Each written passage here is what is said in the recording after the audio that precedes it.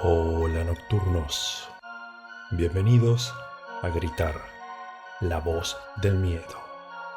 Hoy les traigo La gallina degollada de Horacio Quiroga, la historia de un matrimonio que tuvo la desgracia de parir 4 hijos idiotas hasta que llegó la tan ansiada niña normal. Pero en esa casa el horror ya se había cocinado en el rincón más oscuro, el de la mente. Así que bajen las luces, acomódense y déjenme guiarlos por el ruido de la oscuridad.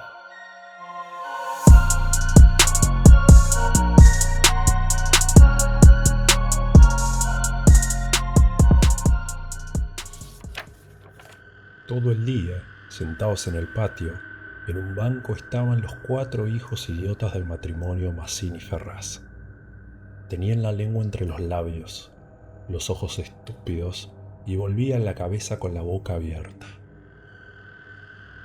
El patio era de tierra, cerrado al oeste por un cerco de ladrillos. El banco quedaba paralelo a él, a 5 metros, y allí se mantenían inmóviles, fijos los ojos en los ladrillos. Como el sol se ocultaba tras el cerco, al declinar los idiotas tenían fiesta. La luz enceguecedora llamaba su atención al principio. Poco a poco sus ojos se animaban. Se reían al fin estrepitosamente, congestionados por la hilaridad ansiosa, mirando al sol con alegría bestial como si fuera comida. Otras veces, alineados en el banco, zumbaban horas enteras imitando al tranvía eléctrico. Los ruidos fuertes sacudían a sí mismos su inercia y corrían entonces mordiéndose la lengua y mugiendo alrededor del patio. Pero casi siempre estaban apagados en un sombrío letargo de idiotismo y pasaban todo el día sentados en su banco, con las piernas colgantes y quietas, empapando de glutinosa saliva el pantalón. El mayor tenía 12 años y el menor 8. En todo su aspecto sucio y desválido se notaba la falta absoluta de un poco de cuidado maternal. Esos 4 idiotas, sin embargo, habían sido un día el encanto de sus padres. A los 3 meses de casado, Mazzini y Berta orientaron su estrecho amor de marido y mujer y marido, hacia un porvenir mucho más vital: un hijo.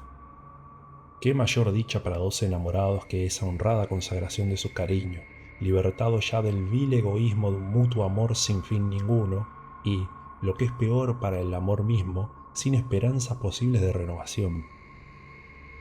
Así lo sintieron Mazzini y Berta, y cuando el hijo llegó a los 14 meses de matrimonio, creyeron cumplida su felicidad. La criatura creció bella y radiante hasta que tuvo 1 año y medio. Pero en el 20º mes sacudieronlo una noche convulsiones terribles y a la mañana siguiente no conocían más a sus padres. El médico lo examinó con esa atención profesional que está visiblemente buscando las causas del mal en las enfermedades de los padres.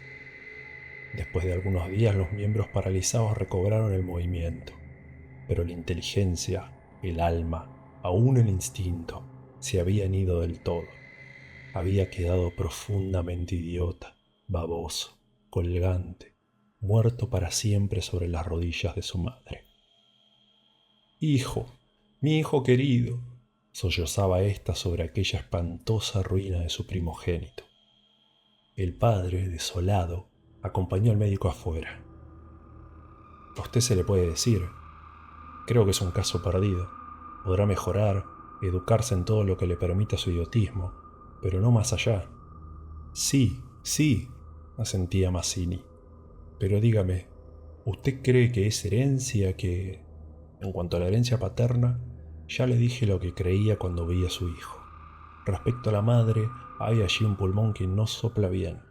No veo nada más, pero hay un soplo un poco rudo. Hágala examinar detenidamente. Con el alma destrozada de remordimiento, Mazzini redobló el amor a su hijo, el pequeño idiota que pagaba los excesos del abuelo. Tuvo asimismo que consolar, sostener sin tregua a Berta, herida en lo más profundo por aquel fracaso de su joven maternidad. Como es natural, el matrimonio puso todo su amor en la esperanza de otro hijo. Nació éste, y su salud y limpidez de risa reencendieron el porvenir extinguido. pero a los 18 meses las convulsiones del primogénito se repetían y al día siguiente el segundo hijo amanecía idiota. Esta vez los padres cayeron en honda desesperación. Luego su sangre, su amor estaban malditos, su amor sobre todo. 28 años él, 22 ella, y toda su apasionada ternura no alcanzaba a crear un átomo de vida normal. Ya no pedían más belleza e inteligencia con el primogénito, pero un hijo como todos. Del nuevo desastre brotaron nuevas llamaradas del dolorido amor, un loco anhelo de redimir de una vez para siempre la santidad de su ternura.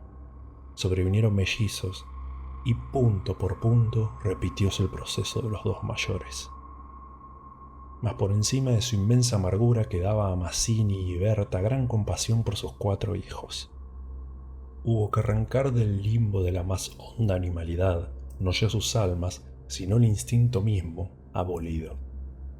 No sabían deglutir, cambiar de sitio, ni aún sentarse.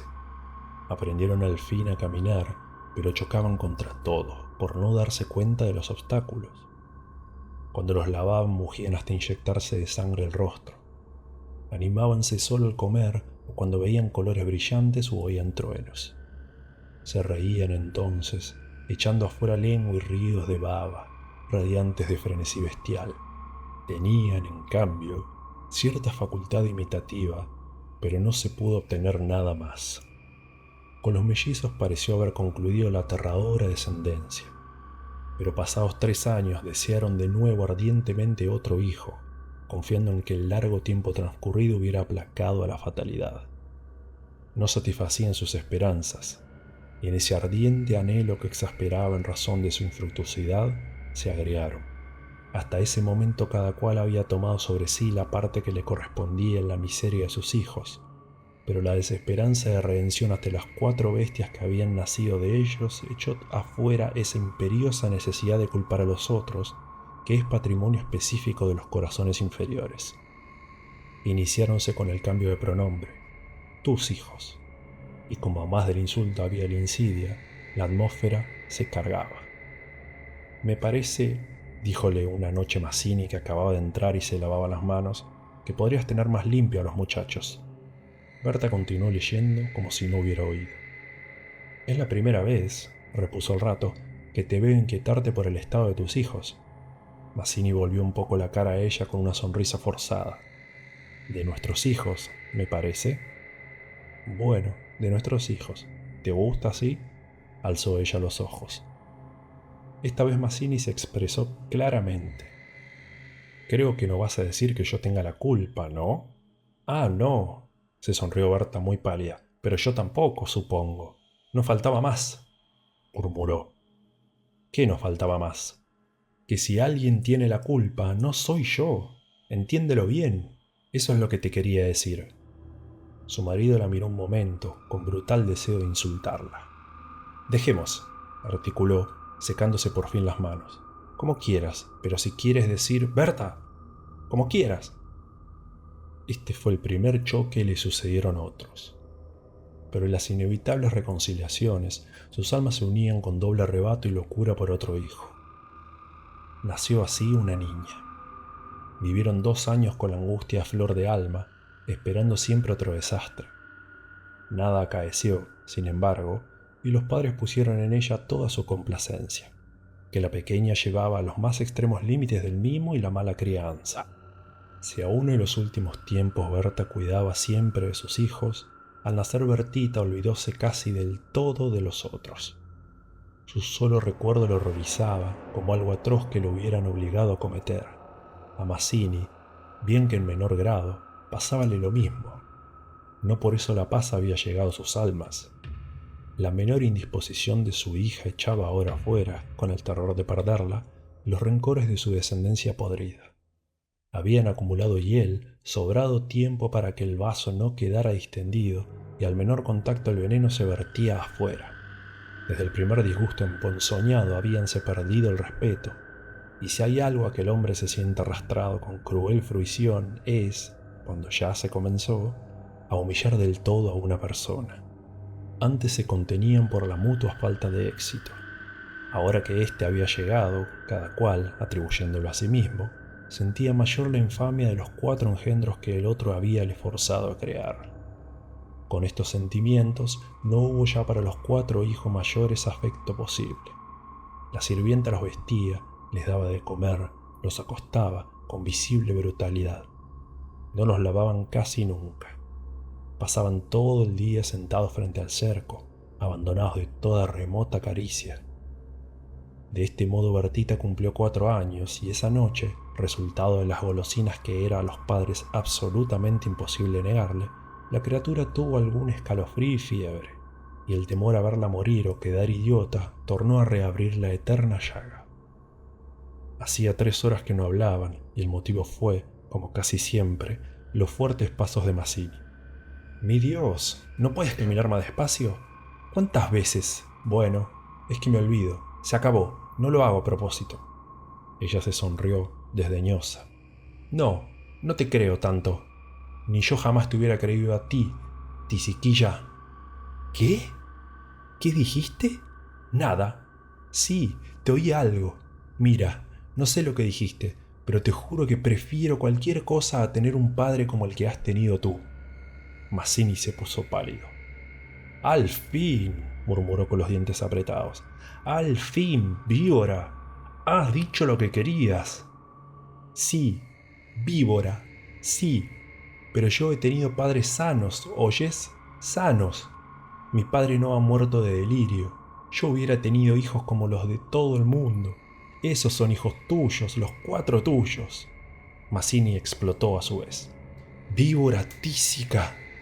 Eso es lo que te dije, lo que te quiero decir. Pregúntale al médico quién tiene la mayor culpa de la meningitis de tus hijos. ¿Mi padre o tu pulmón picado? Víbora».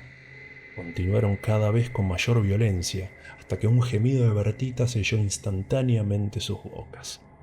A la 1 de la mañana la ligera indigestión había desaparecido, y como pasa fatalmente con todos los matrimonios jóvenes que se han amado intensamente una vez siquiera, la reconciliación llegó. Tanto más efusiva cuanto infames fueron los agravios. Amaneció un espléndido día y mientras Berta se levantaba escupió sangre.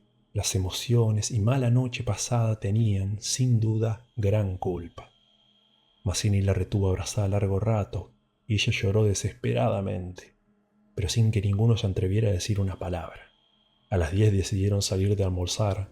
Como apenas tenían tiempo, ordenaron a la sirvienta que matara una gallina.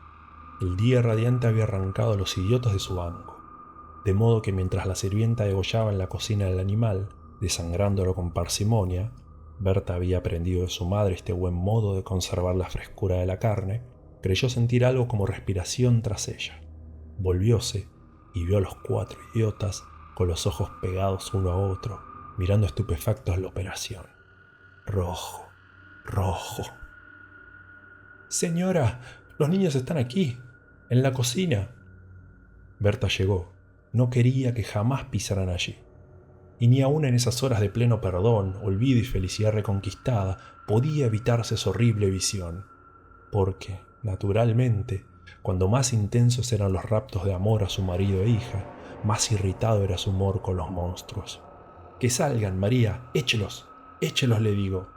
Las 4 pobres bestias, sacudidas, brutalmente empujadas, fueron a dar a su banco. Después de almorzar salieron todos. La sirvienta fue a Buenos Aires y el matrimonio a pasear por las quintas. Al bajar el sol volvieron, pero Berta quiso saludar un momento a sus vecinas de enfrente. Su hija escapóse enseguida a casa. Entretanto, los idiotas no se habían movido en todo el día de su banco. El sol había traspuesto ya el cerco, comenzaba a hundirse, y ellos continuaban mirando los ladrillos, más inertes que nunca. De pronto algo se interpuso entre su mirada y el cerco. Su hermana, cansada de 5 horas paternales, quería observar por su cuenta. Detenida al pie del cerco, miraba pensativa la cresta. Quería trepar, eso no ofrecía duda. Al fin decidióse por una silla desfondada, pero aún no alcanzaba. Recurrió entonces a un cajón de querosén y su instinto topográfico hízole colocar vertical el mueble, con lo cual triunfó. Los 4 idiotas, la mirada indiferente, vieron cómo su hermana lograba pacientemente dominar el equilibrio y cómo en puntas de pie apoyaba la garganta sobre la cresta del cerco, entre sus manos tirantes. Vieronla mirar a todos lados y buscar apoyo con el pie para alzarse más. Pero la mirada de los idiotas se había animado. Una misma luz insistente estaba fija en sus pupilas. No apartaba los ojos de su hermana mientras creciente sensación de gula bestial iba caminando cada línea de sus rostros. Lentamente avanzaron hacia el cerco. La pequeña, que habiendo logrado calzar el pie iba ya a montar a horcajadas y a caerse del otro lado, seguramente sintióse cogida de la pierna. Debajo de ella, los 8 ojos clavados en los suyos le dieron miedo. «¡Soltame! ¡Déjame!», gritó sacudiendo la pierna, pero fue atraída. «¡Mamá! ¡Ay, mamá! ¡Mamá! ¡Papá!», lloró imperiosamente. Trató aún de sujetarse del borde, pero sintióse arrancada y cayó. «¡Mamá! ¡Ay, ma!». No pudo gritar más. Uno de ellos le apretó el cuello, apartando los bucles como si fueran plumas, y los otros la arrastraron de una sola pierna hasta la cocina, donde esa mañana se había desangrado la gallina, bien sujeta, arrancándole la vida segundo por segundo. Mazzini, en la casa de enfrente, creyó oír la voz de su hija. «Me parece que te llama», le dijo a Berta. Prestaron oído, inquietos, pero no oyeron nada. Con todo, un momento después se despidieron, y mientras Berta iba a dejar su sombrero, Mazzini avanzó en el patio. «¡Bertita!». Nadie respondió. «¡Bertita!», alzó más la voz ya alterada, y el silencio fue tan fúnebre para su corazón siempre aterrado que la espalda se le heló de horrible presentimiento. «¡Mi hija! ¡Mi hija!». Corrió ya desesperado hacia el fondo, pero al pasar frente a la cocina vio en el piso un mar de sangre. Empujó violentamente a la puerta entornada y lanzó un grito de horror. Berta, que ya se había lanzado corriendo a su vez al oír el angustioso llamado del padre, oyó el grito y respondió con otro. Pero al precipitarse en la cocina, Mazzini, lívido como la muerte, se interpuso conteniéndola. «¡No entres! ¡No entres!». Berta alcanzó a ver el piso inundado de sangre. Solo pudo echar sus brazos sobre la cabeza y hundirse a lo largo de él con un ronco suspiro. Hasta acá llegamos, nocturnos. Espero que hayan atravesado junto a mí esta historia tan turbia. Les pregunto, ¿creen que el horror nació de los propios hijos o fue sembrado por el desprecio de los padres hacia ellos? Los leo en los comentarios. Si el relato les erizó la piel, déjenme un like y no olviden suscribirse. Todavía quedan muchas pesadillas por experimentar en Gritar. Muchas gracias por estar ahí. Yo soy la voz del miedo y recuerden, todavía falta lo mejor.